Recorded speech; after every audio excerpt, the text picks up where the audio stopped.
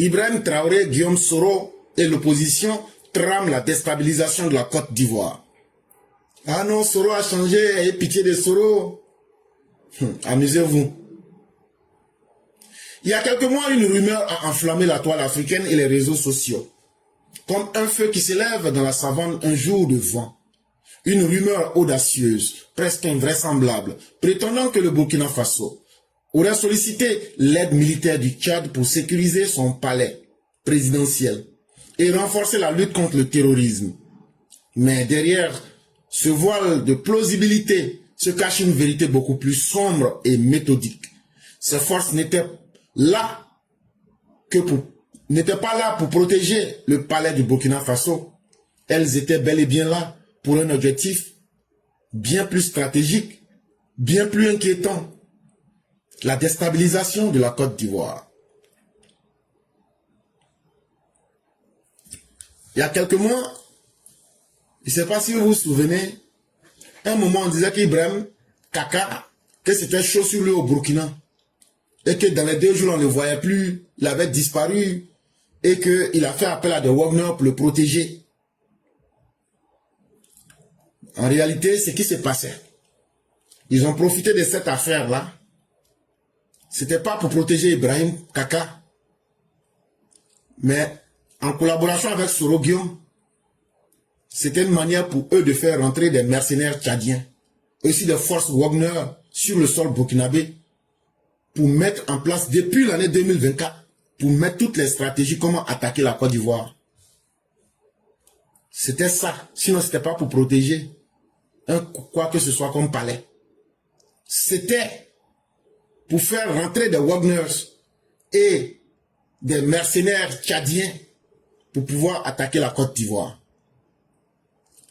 Le Burkina Faso, incapable de mener une telle opération par ses seules forces, a trouvé un allié inattendu dans les mercenaires venus du Tchad, du Soudan, du Sud et de Wagners, avec des financements occultes provenant des opposants ivoiriens de Ouattara. Orchestré depuis l'exil par Soro Guillaume, initialement conçue pour rester invisible, cette opération a néanmoins fuité. Les autorités du Burkina, du Tchad, se sont empressées de démentir publiquement. Mais la vérité demeure bien troublante. Ces mercenaires sont aujourd'hui stationnés au Burkina Faso, aguerris, entraînés, parfaitement formés et informés de leur mission et prêts à agir au moment opportun. Donc depuis l'année dernière, on avait déjà l'information que il y a des mercenaires tchadiens, des mercenaires du Sud-Soudan et des mercenaires de Wagners. Ils ont été financés par les opposants ivoiriens.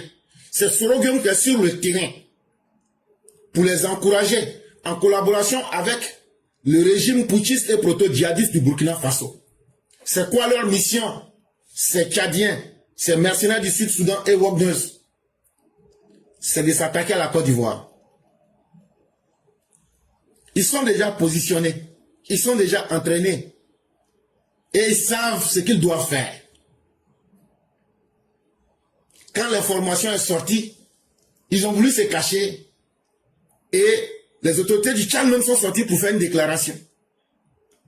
Mais nous leur disons aussi que nous aussi nous sommes prêts. De la manière eux ils sont prêts là. C'est comme ça nous aussi on est prêts. Est-ce que vous ne me voyez pas ici? Je disais chaque fois que le jour qu'ils vont lancer un caillou à partir du Burkina, qu'ils auront la réaction. À la manœuvre, un nom revient sans cesse, Oumarou Yabré, bras droit et confident d'Ibrahim Kaka, coordonnant étroitement avec Soro Guillaume. Cette alliance explique la virulence des messages de l'AES sur les réseaux sociaux. Ouattara va tomber, il n'y aura pas d'élection en Côte d'Ivoire. On rentrera triomphalement en Côte d'Ivoire. Gbagbo sera président. Un jour vous allez vous réveiller, vous allez voir le nom de Gbagbo sur la liste. Ce ne sont pas des simples slogans. C'est la manifestation publique d'un plan qu'ils avaient clandestinement mais méthodiquement construit. Il est important qu'on informe tout le monde. Sinon au Burkina, eux n'organisent pas d'élection. En quoi est-ce que les élections en Côte d'Ivoire les intéressent? Au Burkina, ce ne sont pas les Burkinabés qui décident qui sera président en Côte d'Ivoire. Mais subitement, c'est les Burkinabés qui disent que Ouattara va tomber, il n'y aura pas d'élection en Côte d'Ivoire. Ça doit vous interpeller. C'est sur ces mouvements-là qu'ils comptaient. Et pour que leur mouvement puisse marcher, c'est dans ce mouvement qu'ils ont utilisé des gens comme les Ziggy Ibrahim, les Alino Faso et bien d'autres. Et ils avaient déjà fait infiltrer des forces des services de renseignement burkinabés et plein ont été pris en Côte d'Ivoire. Et ils ont parlé.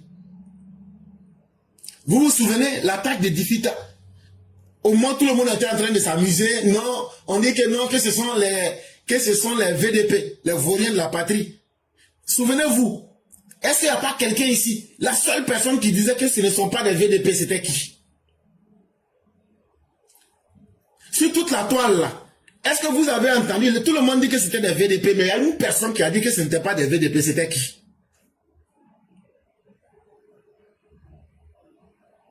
Si vous vous souvenez de cette personne-là, cette personne a dit que ce sont des forces spéciales du Burkina Faso.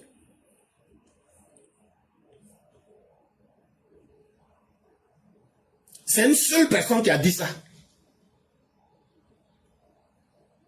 Nos investigations, recoupées avec plusieurs sources fiables, confirment la présence effective de mercenaires venus du Tchad, du Soudan du Sud et de Wagners, positionnés stratégiquement au Burkina Faso et parfaitement coordonnés pour frapper la Côte d'Ivoire.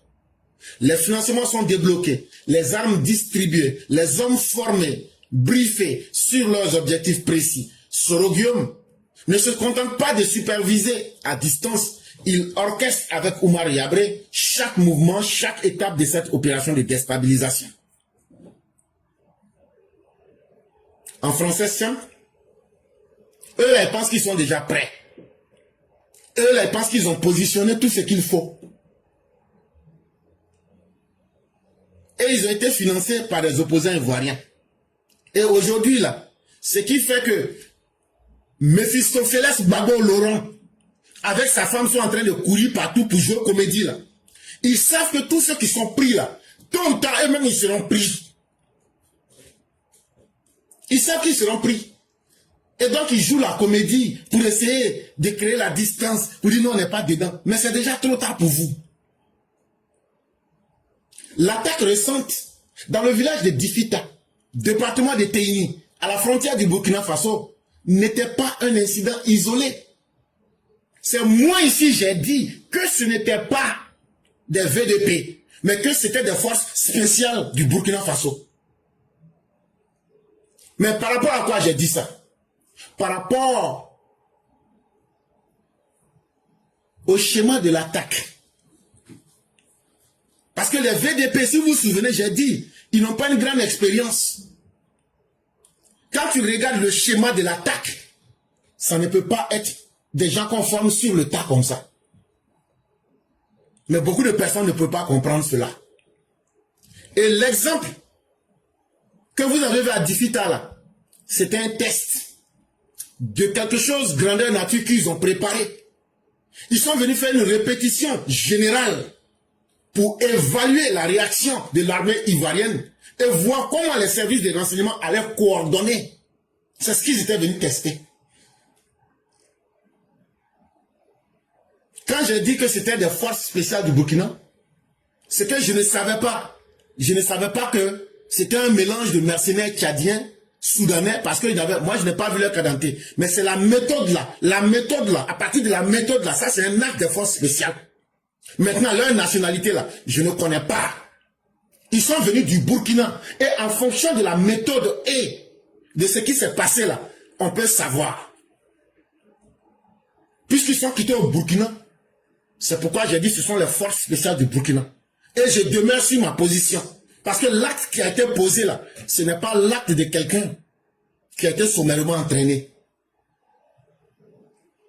Et donc voilà aujourd'hui que les choses viennent se confirmer. On a encore plus de détails maintenant sur l'identité de ces personnes-là. Les mercenaires tchadiens, soudanais et russes impliqués dans cette attaque de Difita sont des combattants expérimentés, formés pour ce type de confrontation. Voilà ce que je vous disais. Voilà ce que je vous disais.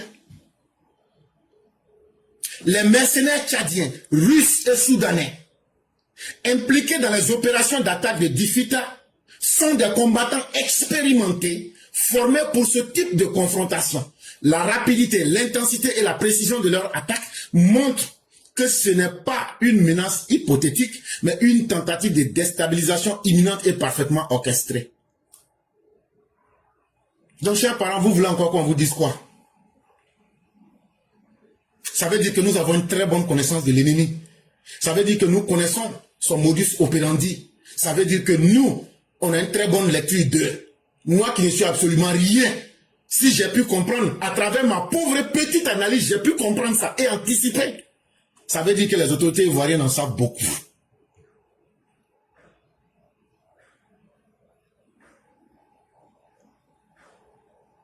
Mais qu'ils sachent une chose, eux ils sont prêts. Mais nous sommes non seulement prêts, mais nous sommes déterminés. Et c'est pourquoi, des gens comme le Kone Katina, les Nadi Bamba, quand vous les voyez dire là, hey, on attend la Cour constitutionnelle et on ne leur donne pas d'autre alternative que l'affrontement. Vous allez voir, un matin, on va se réveiller. On a tellement giflé le gouvernement que le nom de Gbagbo est sur la liste. C'est sur tout ça les comptait. Mais il fallait qu'ils aient des réseaux d'agitateurs à l'intérieur du pays. Et c'est ce rôle-là que les Ibrahima Zigui, avec les Alino Faso, étaient en train de jouer. Et il fallait qu'il y ait une coordination au-delà des frontières ivoiriennes. Sinon, depuis la nuit du 1er au 2 août 2025, ces opérations-là, si ça avait marché à partir d'Abidjan, là, ils auraient dû enflammer toutes les frontières du Nord. Je vous avais aussi dit ça il y a peut-être 2 ou 3 mois. Donc, on n'est pas surpris. De la même manière que eux, ils comptent sur leur plan. Ils font des déclarations pour nous inscrire dans un scénario de chaos, de la confrontation qui est inévitable. Il faudrait qu'ils sachent aussi qu'on est prêt. La Côte d'Ivoire n'aura pas à pousser des pieds pour fuir son destin. Nous allons les affronter et nous allons défendre la Côte d'Ivoire et nous allons leur montrer qu'ils se trompent d'adversaire. Mais en réalité, il est important qu'on vous donne quelques détails sur les différents plans. Là, quand c'est comme ça, chacun aura ça dans sa tête. Leur plan, ça se décline en 6 objectifs, ou même si vous voulez, en 6 méthodes. Voilà comment leur plan, ils allaient dérouler. C'est en 6 points. Si on vous donne les 6 points, tout sera clair dans votre tête. Premier point. Sollicitation discrète des mercenaires venus du Tchad, du Soudan, du Sud, de forces paramilitaires Wagner pour fournir des forces armées qualifiées. 1. Parce qu'ils ont constaté qu'en 2020, là, leur truc là n'a pas bien marché parce que c'était entre Ivoiriens et puis bon, c'est pas allé trop loin. Maintenant, il faut faire rentrer des gens qui n'ont rien à voir avec les Ivoiriens. Ça veut dire, ils vont commencer à tirer sur tous les Ivoiriens sans distinction. Là, comme ça, ils sont sans pitié. Donc, ils sont allés spécialement choisir des forces spéciales du Burkina, du Tchad, du Soudan du Sud et des Wagner. Là, quand ils vont rentrer dans le pays, là, ça ne sera pas amusement. Ça, ils ont compris que ce qui n'a pas marché en 2020, là, il y avait ce sentiment en 2020. C'était entre Ivoiriens. Les gens ne pouvaient pas aller loin. Mais cette fois-ci, là, ils ne vont même pas se donner des limites. Ça veut dire, ils vont enflammer tout ce qui se trouve devant eux. Parce que ceux qui vont faire rentrer là, c'est des gens qui ne sont pas Ivoiriens. Ils ne connaissent pas les Ivoiriens. Et ils seront sans sentiment pour les Ivoiriens. C'est pourquoi ils sont allés choisir des mercenaires, mais surtout des forces spéciales du Tchad, du Soudan du Sud, et puis des mercenaires Wagner. Souvenez-vous, en mars 2024, qui vous a dit qu'on a beaucoup de mercenaires dans le nord de la Côte d'Ivoire, qu'on a les cadavres? Souvenez-vous encore, qui vous avait dit ça? On retrouve le même modus operandi ici encore. Leur deuxième stratégie. Je vous avais dit ici dans une de mes vidéos, en fait là, on ne vous donne pas tous les renseignements un coup. Qu'à partir d'un moment, il y a des gens là, faites beaucoup attention. On va dire, Binette qui n'a fait que 1 kilo de cacao, elle va aller vendre son cacao, et demi-sac là, elle va recevoir 500 000. Et que, il y a des Libanais À qui on va dire, on va mettre l'argent quelque part au Burkina. Il faut donner 500 000 pour demi-sac de cacao là. Souvenez-vous de ces paroles-là. Ah, c'est ça ils ont mis en marche. Les opposants ivoiriens là, ils ont l'argent. Mais ils ne peuvent pas faire rentrer l'argent en Côte d'Ivoire. Qu'est-ce qu'ils font? Ils disent à des Libanais, voilà comment on va financer l'opération. Vous faites vos transactions sur le Burkina. Nous, là, on va mettre votre argent là directement dans les caisses là-bas. Ça, c'est pour les réseaux extérieurs. Maintenant, pour les réseaux intérieurs, là, ce qu'ils doivent financer sur le terrain, là, on va dire, il faut prendre demi-sac, tu vas aller vendre, ça fait 1 million. Depuis quand tu as vu demi-sac de cacao, on a pesé, ça fait 1 million, te donne. Donc, ils vont faire des transferts de fonds indirectement qui vont passer par Sorogium pour toucher tous ceux qui sont en exil au Burkina pour financer l'opération. Troisième stratégie. Déploiement discret des mercenaires sur le territoire burkinabé, près des points stratégiques à la frontière avec la Côte d'Ivoire. Donc ne voyez pas ce qu'ils veulent faire croire que c'est des VDP. Ce ne sont pas des VDP. Ce sont des Burkinabés parce que moi je n'étais pas là pour prendre leur carte d'identité. Je ne peux pas savoir s'ils sont tchadiens, s'ils sont sud-soudanais. Mais ce qui est sûr, c'est à partir du territoire burkinabé. Donc pour moi, je considère que c'est des Burkinabés. Mais la caractéristique que j'ajoute, et j'insiste et je persiste, ce ne sont pas des gens simplement en armes. Ce sont des forces extrêmement aguerries. Ce sont des forces spéciales. Et qu'est-ce qu'ils ont fait? Ils ont laissé le chaos se répandre et ils ont fait approcher ces personnes le plus proche des frontières en Côte d'Ivoire. Leur quatrième stratégie, coordination stratégique entre Oumarou Yabré et Sorogium pour synchroniser chaque attaque. Ça veut dire, ils ont plusieurs postes.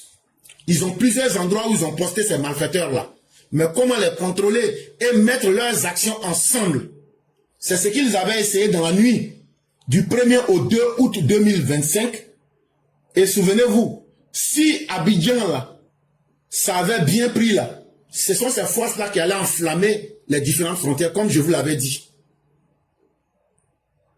Mais avant de faire un plan, il faut essayer pour voir si ça va marcher. C'est ça qui était la cinquième phase de leur plan. Avant de lancer une attaque grandeur nature à partir de la frontière ivoirienne, il faut d'abord essayer un échantillon. C'est ça qui était l'attaque de Difita là, que vous avez vu là. Ils ont fait ça pour mesurer comment l'armée ivoirienne va réagir. C'était un test pour voir.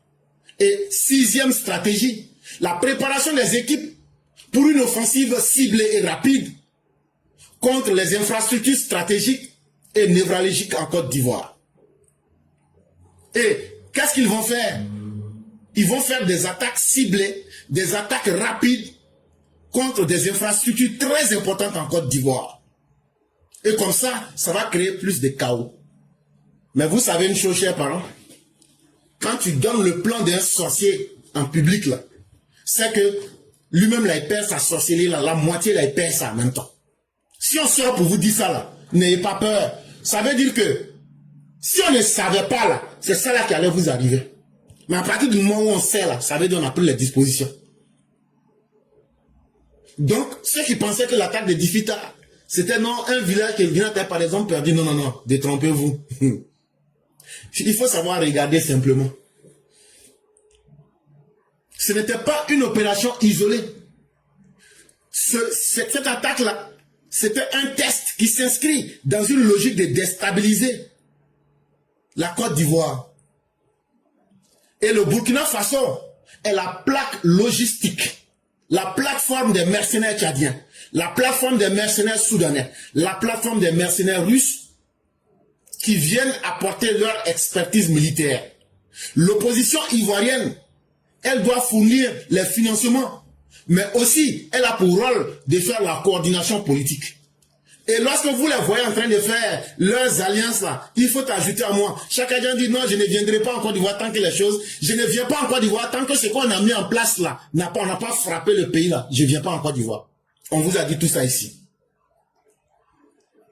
Et donc pour réussir leur mouvement, il faut faire adhérer les cœurs. Et c'est pourquoi ils ont créé trop, c'est trop. Pour dire, tous ceux qui sont frustrés, venez. Et quand ils vont commencer, ils vont faire sortir les gens. Il n'y a pas de problème, l'objectif il est clair. Créer un chaos à l'interne en Côte d'Ivoire, affaiblir le gouvernement. Et quand le gouvernement sera affaibli, ça sera l'occasion pour Soro Guillaume de faire une percée politique avec la violence que les Ivoiriens n'ont jamais imaginée pour redessiner l'équilibre du pouvoir et en Côte d'Ivoire et dans la sous-région ouest africaine. Chers parents, si on vous explique tout ça, soyez fiers des autorités ivoiriennes. Soyez fiers du président Ouattara. Soyez fiers du ministre TBO. Soyez fiers du ministre Vagondo. Soyez fiers des soldats ivoiriens. Parce que non seulement ils tiennent, mais non seulement ils tiendront, mais ces personnes comprendront que la Côte d'Ivoire n'est plus un pays avec lequel on peut s'amuser. Chers Ivoiriens, je le dis et je le répète, il n'y a pas de peur à se faire. Si moi je vous parle de cela, vous savez combien de cerveaux travaillent la nuit pour vous? Le régime Ouattara, on travaille gratuitement pour la Côte d'Ivoire, on ne demande pas de salaire. Quand on sort ici pour vous donner tous ces renseignements en avance, c'est pour que vous soyez forts dans la tête. Mais quand l'ennemi là, tu donnes son plan là, c'est que son plan a échoué. Et c'est pourquoi on sort pour venir vous dire ça ici. Pour venir vous dire qu'on a vaincu leur plan. Pour venir vous dire, est-ce que nous on peut connaître tout ça et puis s'asseoir pour fermer les yeux? Est-ce que nous, mais moi je ne vous dirai jamais ce qu'on a fait comme disposition. Et c'est ça notre force. Et c'est ce qu'ils étaient venus tester. Mais ils ont regretté. Parce que n'oubliez pas, je vous ai dit aussi qu'on a attrapé 5. Est-ce que moi j'étais là-bas? Est-ce que j'étais sur le terrain? Est-ce que je les ai vus? Qui est venu me dire que ce sont des forces spéciales? Est-ce que je suis un sorcier? Ok. Donc si toi-même tu ne sais pas analyser puis lire entre les lignes là, il faut aller chercher tout ce que j'ai dit qui est faux là, il faut venir aligner. Maintenant si tu trouves que tout ce que j'ai dit est vrai là, il faut te dire qu'il y a des cerveaux qui travaillent pour protéger la Côte d'Ivoire. On n'a pas besoin de salaire. Parce que nous là, notre salaire là, c'est qu'Alassane Ouattara là, il ne doit pas connaître la honte. Mais le salaire de chacun se trouve avec Dieu. Nous, notre salaire là, c'est que les peuples ivoiriens, on dit que Alassane Ouattara a commencé son pouvoir du premier jour jusqu'à la fin, il n'a pas été honni et les Ivoiriens n'ont pas, leur vie n'a pas été menacée. C'est moi là, qui soit ici pour venir vous mentir chaque jour là. Et puis, mes mensonges là, après vous voyez, ça devient une vérité là. C'est moi, je vous dis, allez dormir. Mais je vous demande une seule chose. Si vous voyez quelque chose qui n'est pas normal, appelez-nous. Si vous voyez quelque chose qui n'est pas normal, sauvez vos vies. Ne jouez pas les héros. Appelez les autorités. Informez les autorités. Travaillez avec les autorités. Si tu as vu quelque chose, et puis tu as appelé là, si on voit que c'est pas mauvais là, on ne va pas gâter ton nom. C'est ce qu'on vous demande. Si vous faites ça là, allez dormir. Et c'est nous on vous dit, dormez. On est en train de casser leur réseau. On est en train de découvrir tout.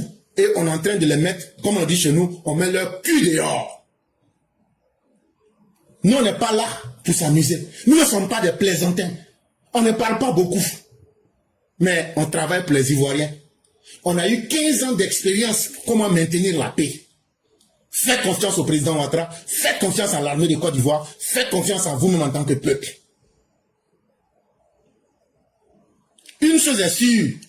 Avec toutes ces informations que moi, quelqu'un qui est dans l'ombre, qui n'est rien, si moi je peux vous donner ces informations en public, demandez-vous quel est le niveau d'information que le gouvernement a. Donc la première chose qui doit vous rassurer, le gouvernement de Alassane Ouattara en 2025 là, il n'y a rien qui va se passer et puis il sera surpris. Tout ce qu'ils sont en train de faire là, il n'y a rien qu'ils vont faire et puis le gouvernement sera surpris. Ça c'est très important. Contrairement à Babo qui s'est fait surprendre, votre gouvernement d'Alassane Ouattara ne peut pas être surpris et il ne sera pas pris au dépourvu. Et on a les moyens qu'il faut à travers notre armée pour non seulement veiller sur la sécurité des Ivoiriens, mais on a les moyens pour neutraliser l'ennemi avec une brutalité qu'il n'a pas imaginée. Chers Ivoiriens, c'est moi encore qui sors ici pour vous dire, tous nos bataillons de combat, les plus équipés et les plus aguerris sont en état d'alerte maximale jusqu'à ce que Hier, vous ne vous souvenez pas, j'ai dit une parole ici, que jusqu'à ce que les élections finissent, on ne dormira pas. Allez prendre mon direct derrière, vous allez voir. Je vous ai dit, même quand je m'amuse là, prenez... En fait, là, j'aime souvent m'amuser en disant les choses, mais il n'y a rien qui est gratuit dans ce que je dis. Il n'y a rien qui est gratuit dans ce que je dis. Je dis, jusqu'à ce que ces élections-là finissent là, on ne dort pas. Et je vous le dis et je le rappelle, tous les bataillons de combat, non seulement ils ont été extrêmement équipés, ils ont été aguerris, ils sont en état d'alerte maximale. Les services de renseignement ivoiriens surveillent tous les mouvements, surveillent chaque déploiement. Et ils ont toutes les informations sur les positions des mercenaires à l'intérieur même du Burkina Faso. Parce que, je vais vous dire une vérité, on ne se base pas, la politique du président Ouattara ne se base pas sur la Côte d'Ivoire. À partir des satellites de nos partenaires internationaux, que sont la France, les États-Unis, la Chine, en collaboration avec nos services de renseignement, ils nous fournissent en temps réel tous les renseignements sur chaque mouvement qui se passe à l'intérieur du Burkina. Je ne parle pas de la Côte d'Ivoire, je parle à l'intérieur même du Burkina. Tout ce qui se passe en temps réel, je n'ai pas dit que non, c'est 2-3 jours après. Non, non, non, non, non, non, non, non. Et je vous cite les pays là, la France, les États-Unis, la Chine. Donc là, de quoi est-ce que vous aurez peur? Même s'il faut qu'on ruine la Côte d'Ivoire, qu'on prend tout l'argent de la Côte d'Ivoire pour payer ces renseignements en temps réel là, on va faire ça. Mais on va protéger les Ivoiriens. Et devant l'histoire, on va accepter qu'on nous accuse d'avoir rendu la Côte d'Ivoire pays pauvre, mais en protégeant ce pays-là.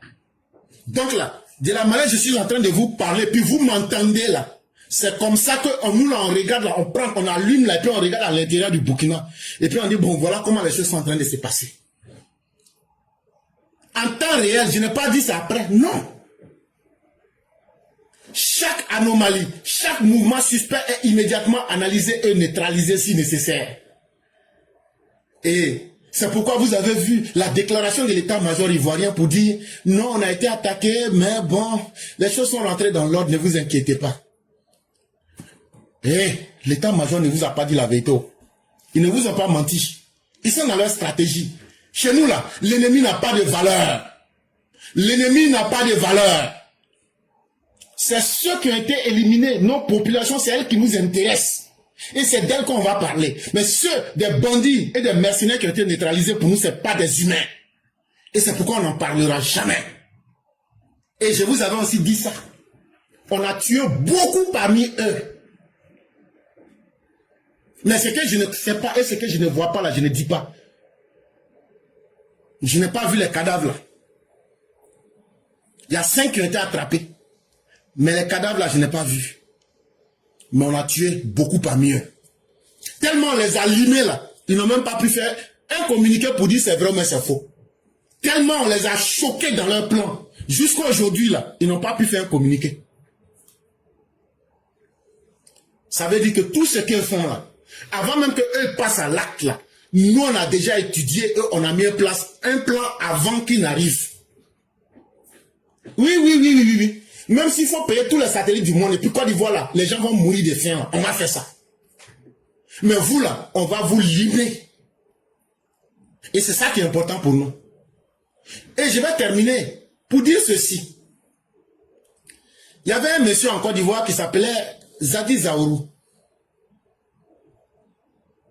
Mais avant de dire ce que Zadi Zaourou disait, je vais dire aux Ivoiriens de regarder tous les mouvements d'agitation des opposants politiques. De regarder l'engouement des Burkinabés aujourd'hui et leur confiance à s'attaquer à la Côte d'Ivoire.